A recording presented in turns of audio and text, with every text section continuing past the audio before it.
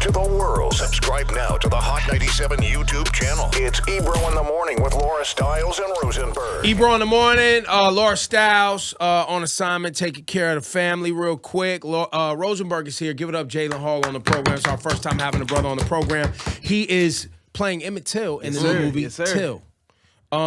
Let's get right into that. How old are you? I'm 15. Yo, Ebro, his birth year is 2007. Crazy. 6. Whoa, guess what? Holler at someone, because I think Wikipedia has you at 07. They do. They have you. I check they have you born every December week. 18, 2007. Right? What's your actual birthday? December 23rd, 2006. That's completely Come wrong. on, people. Completely wrong. This IMDb has that too. Oh, really? Yeah. All right, let's get your agent on the line. We gotta get that We right. have to. Yep. Who you with? CIA? Pantheon. Pantheon? All right, let's get someone on the Pantheon, line. what you doing out here? About that. And you're from? I'm from Atlanta, Georgia. And so, as a 15-year-old kid, what did you know about Emmett Till prior to landing this role? Yo, honestly, it kind of the surface information. Unfortunately, in our Black African American families, brown families, it's told to us as a cautionary tale. A means to prevent something like that of ever happening to me. So it was told to me at a young age by my mom. But when I got this happened to this kid in the Deep South, yeah, and you should be like wary of racism, to be aware of it, because when you're a kid, you don't really see that, you kind of expect the world to be, sunshine and rainbows until you gotta face facts and reality, and this was one of those things that was told to me to learn and be aware of, by my mom. So yeah, I learned from a young age, but not the details that I know now, kind of like the overall gist of it. Right. Was that hard going into the story and really getting deep into what the story was? Yeah, I would say, because when you hear it, you retain and you're like, okay, this is what happened to him, and be aware so it doesn't happen to you. But when you're living through it, you have to realize that this was a living, breathing human 14-year-old boy. I was the same age as him when we filmed this. Yeah. So it was that understanding, and we weren't unalike. He was a happy, curious, loved his mom, loved to have fun, loved his cousins. And those are many traits that I share, man. So getting into it was, that was a hard realization. So on the emotional side of it for you, right? Because you're 15, right? I don't know what real life experiences, everybody's life is different, have impacted your family in the loss of life or in dealing with actual racism. You're from the South, so you're from Atlanta. So while Atlanta is the Black Mecca in many ways, there's still Stone Mountain and Confederate monuments and Confederate flags and racism in the school system and et cetera, et cetera, et cetera. So how did you take on that emotion? And how do you feel today after becoming Emmett Till in this film? So, man, taking it on, it was a process. I can generally say that, man, because of course there's the research and stuff, so you can take on these personality traits and get this information about the person you're portraying. But it's an emotional transformation, and there was conversations with my mom, my dad, my family, because this is not something that just affects any one person. This is a universal thing. This is a community that's being touched by it. So I just took a minute to really process it and just give my all into this role. And I feel like there are a bunch of things that happens in someone's life, but they're key moments, key situations that you go through, and they change you, for the better, and then you evolve from it. And I really feel like this was one of those things in my life. I have not experienced direct racism because my mom only surrounds me with people who are there for me in ways that are positive. But that's not to say that, anybody else in the world or my family members have experienced it, So this was kind of that for me, in a kind of, tamed way though, because it's it's movie and it's right. Hollywood and stuff. But everything was so authentic to the way, and I'm like, man, like this experience really changed me. Did you talk to your parents about and maybe it'll come later, I don't know, as you get older, but Right. maybe I'm bringing up something that's, your parents may bring up later, but your loss of innocence is what is really striking me right now, right? Because you're a 15-year-old kid who grew up in a world that was like, pretty damn good. I'm sure you a lot of love, a lot of positive reinforcement, a lot of upliftment. Obviously, they had you into acting early. Right, like, they have you in something that you love. I'm sure this was something that you wanted to do. Yeah, like this, man. You're living your dream, and you're not thinking about, maybe how the world responds to you because of your complexion or your hair texture or any, the way you speak or whatever. You're not thinking about any of that. You're just being 15, you're being a kid. Yeah. And so now, boom, you're going to be in this movie that literally is about something that reshaped American society. Yeah. To this day. To this day. Yeah. Like, meaning my parent, I'm 47 years old. My father lived this. Right? Yeah. My mother lived this. So this is not, I don't know. How old's your mom? I don't know. You don't know. You don't even know. Of course, you're 15. I don't Why ask, would you? Yeah. How old's your dad? Do you know that age? He's in his 50s right now. He's in his 50s. His dad lived this. So this is allowing your child to become a part of this movie is saying our child is not our innocent little boy anymore after he does this film. Right, and families who are going to take their children to see this film, same thing. This is how intense is the actual murder and the funeral? How intense is it in the film? It's not. You won't see them like him actually getting beaten or killed or anything like that. Our director made it like very apparent that she didn't want any violence done to black bodies. I love that. I love that. But they will see the body, and that is a extension of what Mamie wanted for her son. She wanted the world to see. That's right. What you have to. Yeah, that's leaving out such a big part of the story. Because she knew what she was doing with the open casket. Exactly. Correct. Exactly. So you also then had to play Emmett Till in the casket. Okay, no, that wasn't me. They kind of molded my face and put it onto a prosthetic. Prosthetic, yeah. Got it. Okay, good. Because that would be enough. I love that the director. And now is that known information that people know? Because when I saw the trailer for this film, I'll be honest, my first reaction was, I don't want to see it. Because of that. Because I don't want to see white racists beating on a black kid. Yeah. Right. I'm cool. Right. Don't need that in your life right now. I already know the story. Yeah. I know what Mamie did. I know why she did it. I know the response to it. I know all of these things. I don't want to see this film with a young black boy getting beaten by white men. I'm cool. But that's not what's in this movie. No, that's not what's in this movie. This is a story about Emmett Till, the person. Yeah, well, this is a story about Emmett Till and the journey, but it's told through the perspective of his mom. That's right. And it's, so this is a story of a mother. Exactly. Yeah, so it's educational in the way that you get to meet all of the people who, kind of paved the way for a lot of the catalysts and the activism, but you also get to see that love story between a mother and a son. Love that. And that's really what's important, because you see the trials and tribulations that Mamie went through to get justice. But you also see that, because when you think about history, man, you just think about things that led up to this point that helped you in your life, that brought you to this point. But you really get to connect with these people that are not characters, that are not historical points, but people. Humans, a mother and a son, That's right. and that's really what's important, because now you can see him in a whole different light. Well, and I hope that, because there's moms. Yep.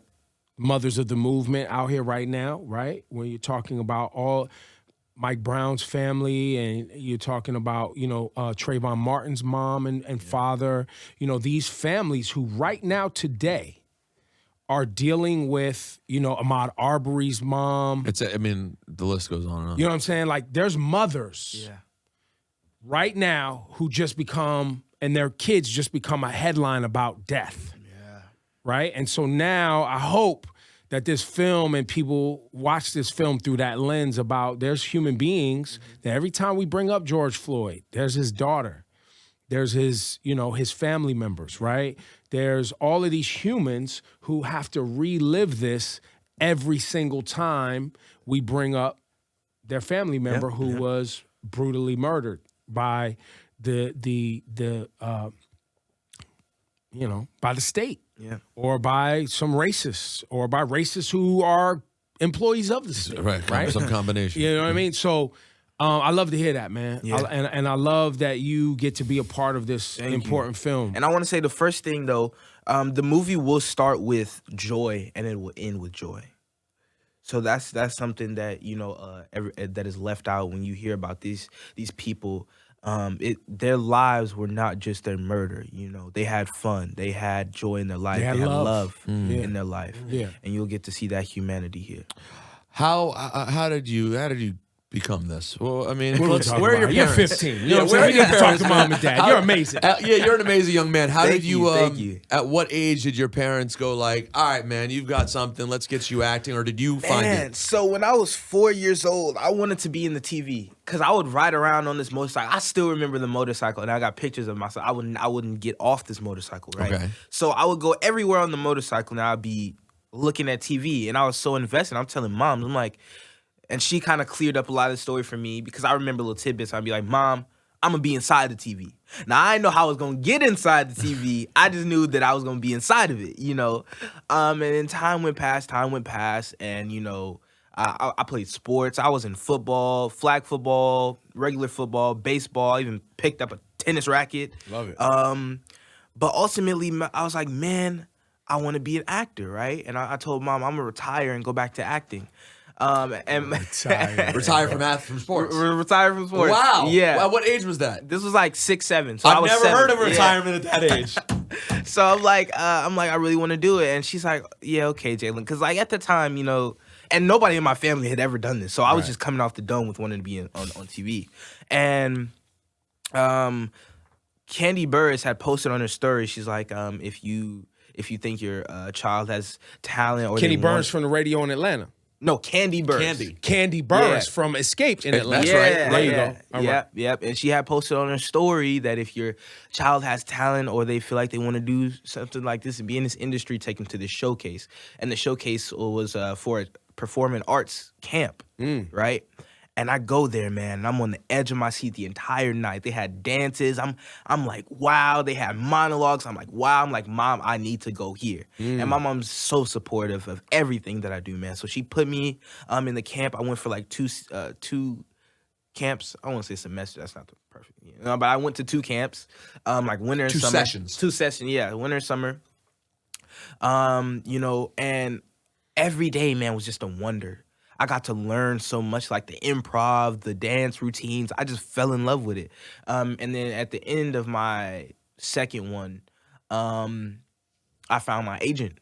And my agent moved me, well, didn't move me yet, but he took me to LA, and man, like the career, it just skyrocketed. And not the first day I hopped out there, of course, but like I did some stuff here and there, but ultimately it wasn't hitting like, you expected to or wanted to, right?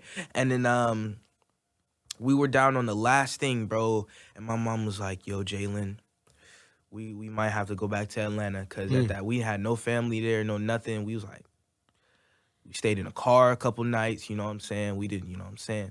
It was like, we might have to pack it up and go home. And I'm like, Mom, just stay a couple more days. I'm going to book something. I promise I'm going to book something, man. And that week, man, I had booked 2 things, 2 series. And we had to choose between the other ones, and we chose All American. We had no idea that All American was going to be as successful as it is right now. But that was the catalyst for my career. And after that, man, stuff just started rolling in. Wow. Yo, All American got popping during the pandemic. Me and It my was lady during the ended up watching. pandemic, That's the football show on Netflix. High school football. Yeah. Natalie likes that show. Yeah. Yeah, that was a good show. It was a good show. So that was the set off. That was the set off. And then from there, like I'm never gonna not be known as the kid from All American. You know, like I've done some pretty good things. But like, cause you're his little brother. Yeah. That's my bro. But I grew up on the show, which is like it's. What year did it start? Amazing. It's been around like 5 years now. We got 5 seasons. Maybe 4 or 5. And what season did you come in? I'm in all. He's from the beginning. From the very beginning. Very first. So you were a one. little kid when this thing started. Little kid, like 10 years old. Wow. Yeah, man. And how many more seasons it got? We're on season 5 now. You're on season 5 on right season now. 5 now. We just got season 5. hoping for 6, 7, 8, all that. Yo, young Jalen out here moving around. Yo, that's a beautiful story, man. Thank you, man. So moms was just trying to make it happen for you. Just trying to make it happen. Like no experience she was a stylist, right? A hairstylist. And somebody, because your hair is immaculate, my brother. I appreciate it. Yo, I know you. I don't know. I was gonna get into as we had a convo. I was waiting for after this. My next thing was gonna be talking about your lineup. Your lineup is the lineup's different. Yo, your lineup's levels Key, right now. That's Key, my barber. That's my girl, bro. She tight, man. You gotta check her out. I gotta get her Instagram and stuff. But yeah, that's. I love that this whole story really starts. What reality show was Candy Burris on? Real Housewives of Atlanta. It was Real Housewives of Atlanta. Yeah. I imagine that's where this really all begins. That your mom ended up following Candy. Or maybe from Escape. Maybe, but like her reemergence was from the TV show. Right. That she became like household name again. She was an industry name always. Yeah. I just love that your mom was following her, and then all of a sudden, because of that, you go to a camp, and here you are. Yeah. It's pretty cool. Have you ever gotten to meet Candy and tell her that? Yeah. My agent actually reps her. Oh, this is an inside job. That's how we saw you at the camp. Yeah. Because she was it all comes together. Yeah. This is why it's important to get your kids out to doing these things, because you never know who you're going to. Yeah. I was looking at the producers of this Till movie, Till film. Some names I mean, it's amazing. Whoopi Goldberg. Yep. I think this is a part of like her production company or something I was reading. Yeah, she's been so deeply involved with this. This has been like in the making for years now. Really? Yeah. Because they didn't a lot of people have tried to make this happen, but there's been a lot of push and pull and and you don't say. Post 2020, people were more willing to get this done. Facts. Well, the other piece of it is the woman who lied on Emmett Till is still alive. No, didn't she just die? No, she's they was still just alive. outside her house trying to get her to come out her house a few months ago because they had black folks was outside her house like, come outside. Yeah. Because the local police won't go and get her. She's still alive. It was a rumor, like I thought I read she passed away and on her deathbed she admitted to blah, blah, blah. Mm-hmm. No, she's still alive and they won't go prosecute her. Matter of fact, they made a decision like they won't even reopen the case, nothing. And she admitted that she lied. yeah. She's already admitted it. Yes. Yeah, and the bill for the Emmett Till Anti-Lynching Act was just passed in 2022. I know. It's insane. Just now. It's embarrassing. Yeah. As a nation That that's had where, to be done now. It was crazy when I even heard it was happening. I was like, wait, anti-lynching bill? Now? That didn't happen in 1962? Yeah. right.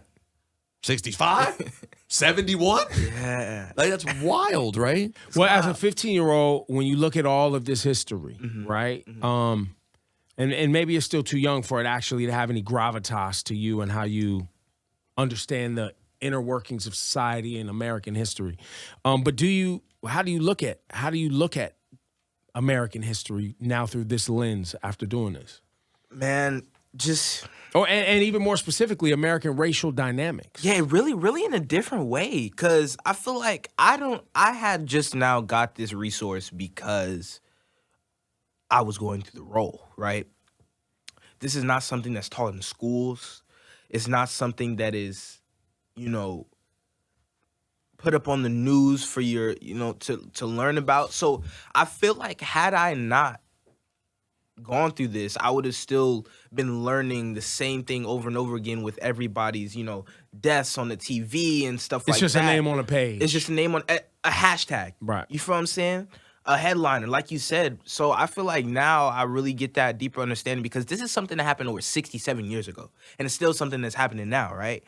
But with kids growing up with it, they'll only see it as, they won't see it in that depth. And I got the chance to actually see it as something that is so dire. It's not something that's just been going on this year or last year or mixed with COVID. It's something that's literally universal. Like it's, so. It's woven into the fabric of our society. America. Right. And I think that's your realization as a 15-year-old is why it's not taught in school. That realization right there is why they blocked the 1619 Project or have an issue with critical race theory and these things because they don't want the curtain, the skirt, however you want to term it, lifted up so people can actually see. No. This is actually in the fabric, in the shaping of our society. And in fact, you can't really talk about the deaths of all these young men recently, from Freddie Gray to Mike Brown. You can't talk about them without the context of Emmett Till. Yeah. Right. Like, that is required, that you understand the way we view that has to be related to these things that have been specifically happening. white supremacy, the way the enslaved people were treated, the shaping around how black people in America have been framed as this inhuman, kind of non-human, 3/5 of a person entity in America. Exactly. The reminder that black folks constantly remind America of the biggest sin, which is enslaving humans for profit, right? All of that is tied together, and that's why you're saying like, yo, why didn't I learn this? It's because they don't want to have that combo. It's terrible. And another thing with history is that, like, this stuff was still people and men were still getting killed in that time with Emmett Till, but thanks to the mustered up courage of his mom. It's not like he was just the only one who was getting killed. Facts. But this she is had Mississippi. Exactly. She had the courage to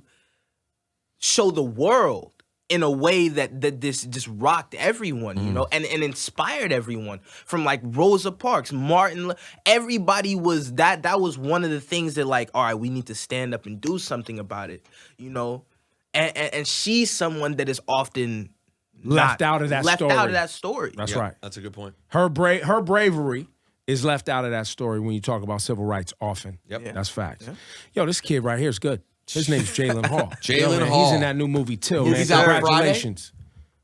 What's the 28th? No, it's a week. It's a week from Friday. Week from Friday. Everywhere in on the 28th, but it's out in select theaters now. Congratulations, my man. It's Thank pleasure. you. Jalen Hall. Jalen Hall. Go Thank watch you, man. Till when it drops. I appreciate it.